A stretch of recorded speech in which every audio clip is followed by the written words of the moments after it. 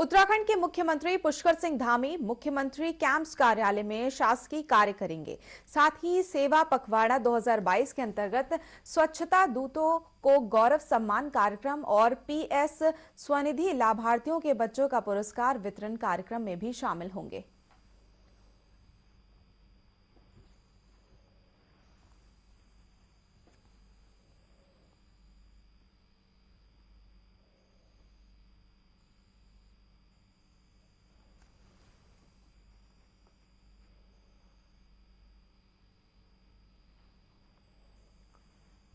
ज्यादा जानकारी के लिए बात करेंगे हमारी एसोसिएट एडिटर ज्योत्सना से।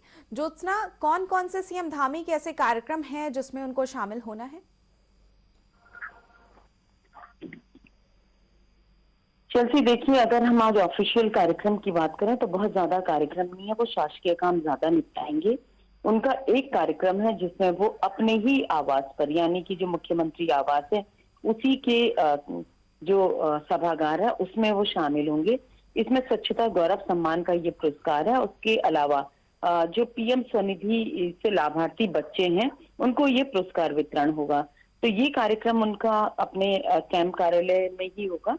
उसके बाद कह सकते हैं कि वो दिन भर शासकीय काम निपटाएंगे और लगभग जो अभी तक के कार्यक्रम उनके हमारे पास आए हैं वो कैंप कार्यालय के ही हैं, यानी कि कहीं और का या बाहर का या सचिवालय का कोई कार्यक्रम नहीं है।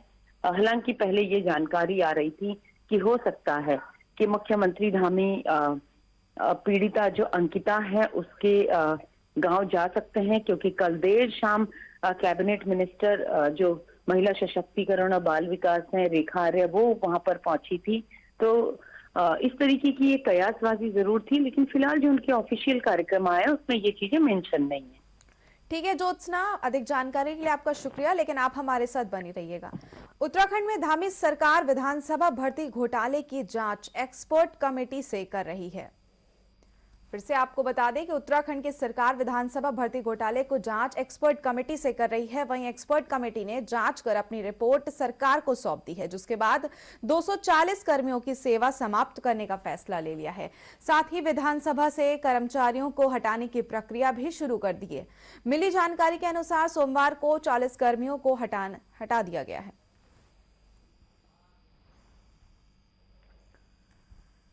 एक बार फिर से हमारे साथ जुड़ रही हैं एसोसिएट एडिटर ज्योत्सना। ज्योत्सना, क्या कुछ अधिक जानकारी है इस पर? चलती देखिए, जांच चल नहीं रही है बल्कि जांच कंप्लीट हो गई है।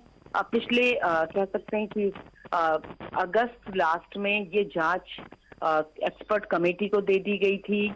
उसके बाद ये बहुत बवाल कटा था, बैकडोर से जो भर्तियों का मामला था उसे लेकर के कह सकते हैं कि पूरे प्रदेश में ही नहीं देश में भी बवाल कटा था कि जो तत्कालीन स्पीकर रहे, चाहे 2016 की बात करें या 2017-18 की बात करें, यानी कि 2016 से 22 के बीच की बात करें, स्पीकर जो भी रहे उन्होंने बैकडोर से अपने लोगों को भर्ती यहाँ पर करवाया है। इसके अलावा कई वरिष्ठ नेताओं के नजदीकी लोग थे। उसके बाद विधानसभा अध्यक्ष ने एक्सपर्ट कमेटी को जांच सौंपी थी। 3 सदस्यीय एक्सपर्ट कमेटी बनाई गई थी। उसे जांच सौंपी गई थी कि वो पूरा डिटेल विस्तृत जांच करे कि ये भर्तियां नियम सम्मत हैं या नहीं है। एक्सपर्ट कमेटी ने अपनी जांच रिपोर्ट स्पीकर को सौंपी और जांच में ये पाया गया कि ये भर्तियां नियम सम्मत नहीं हुई हैं बल्कि नियमों का उल्लंघन करके हुई हैं, जिसके चलते स्पीकर ने 2012 के बाद यानी 16 में 20 में और 21 में जो 240 भर्तियां हुई थी उनको तत्काल निरस्त कर दिया और इसका अनुमोदन सरकार को कर दिया था। अब सरकार की तरफ से यानी सोमवार कल से ये आदेश मिलने शुरू हो गए हैं। कल पहले चरण में 40 कर्मचारियों के सेवा समाप्ति का आदेश आया है।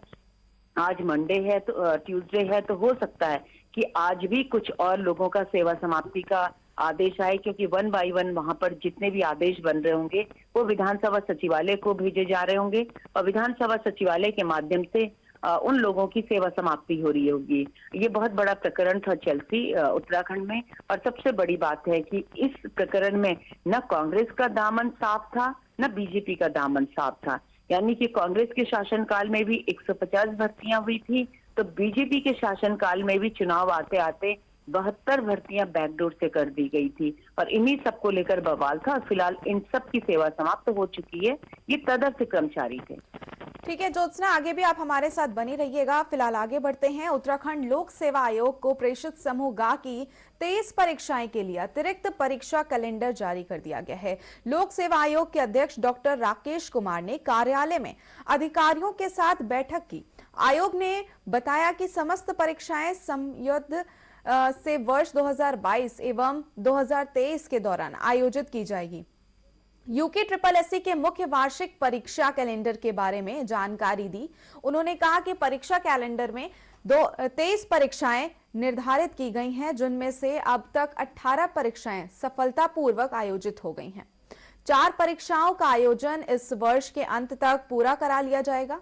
ज्यादा जानकारी के लिए फिर से हमारे साथ जुड़ गई हैं associate editor Jyotsna. Jyotsna, UK triple SC में इसमें क्या कुछ अधिक जानकारी है?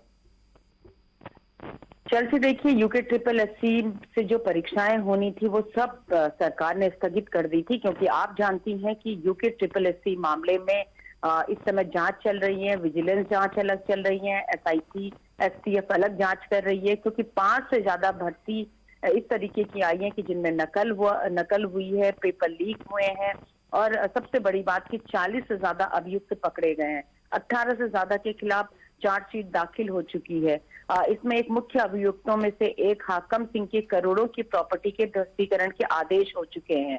तो ऐसे में सरकार एक पारदर्शी तरीके से परीक्षा करवाना चाहती थी, क्योंकि लगभग 7,000 पदों के लिए यूके ट्रिपल एससी ने परीक्षा आयोजित करनी थी। लेकिन जिस तरीके से वहां की परीक्षाओं में बहुत सारी अनियमितता पाई गई, जांच इस समय बैठी हुई है, तो सरकार ने यूके ट्रिपल एससी के बजाय राज्य लोक सेवा आयोग से ये परीक्षाएं कराने का निर्णय लिया। राज्य लोक सेवा आयोग के माध्यम से ये परीक्षाएं अब आयोजित करवाई जा रही हैं। 5 परीक्षाओं का कैलेंडर पहले राज्य लोक सेवा आयोग ने जारी कर दिया था और अब सभी 23 परीक्षाओं का, यानी जो टोटल 23 परीक्षाएं होनी है लगभग 7,000 पदों के लिए, उनका कैलेंडर जारी कर दिया गया है। यानी कि एक सिस्टमेटिक ढंग से लोक सेवा आयोग ने ये पूरा शेड्यूल बनाया है और जो अभ्यर्थी, जो युवा इन परीक्षाओं की तैयारी करना चाह रहे थे या कर रहे थे, अब उनको एक टाइम टेबल मिल गया है कि जिस परीक्षा की वो तैयारी कर रहे थे वो परीक्षा कब होगी, उसके आवेदन कब भरे जाएंगे, उसकी लिखित परीक्षा कब होगी। तो ये अपने आप में बहुत बड़ी उपलब्धि है और सबसे बड़ी बात है कि राज्य लोक सेवा आयोग ने बहुत कम समय में ये कैलेंडर जारी भी कर दिया है। ठीक है ज्योत्सना, ये तमाम सारे अपडेट्स के लिए आपका शुक्रिया।